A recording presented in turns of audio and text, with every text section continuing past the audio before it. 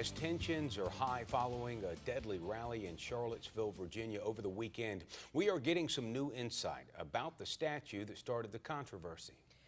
WWY Hannah Patrick sat down with a historian about the meaning behind Confederate statues and why they are protected here in North Carolina.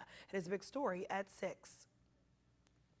A rally by white nationalists who oppose a plan to remove a statue of Confederate General Robert E. Lee from a Charlottesville park turned deadly as protesters showed up and violence broke out. It's a shame that, people with opposing views can't just have their own views without coming to violent acts. UNCW professor and historian Chris Fonville says it's a fight about history that's starting to look like our history. This is the same kind of rhetoric that we had in the lead up to the Civil War. Fonville says Confederate statues hold different meanings. Many predominantly white Southerners whose ancestors fought in the Civil War, they represent their history. They might not see them as offensive symbols of racism. Do you think they are racist?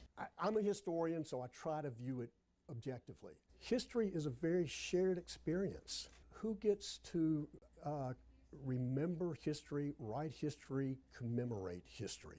And while he doesn't think that history should be removed, he does think more should be added. Statues to people who shared a different viewpoint. History that is all protected in North Carolina. The legislature a year ago passed a law that forbids removing a public statue without authorization from the legislature and the North Carolina Historical Commission. Fonville says it's a topic that could be a healthy discussion, but in Charlottesville, it turned into what looked like a war. This was a very un-American way for Americans to show what they think America is or America should be. In Wilmington, Hannah Patrick, WWAY News.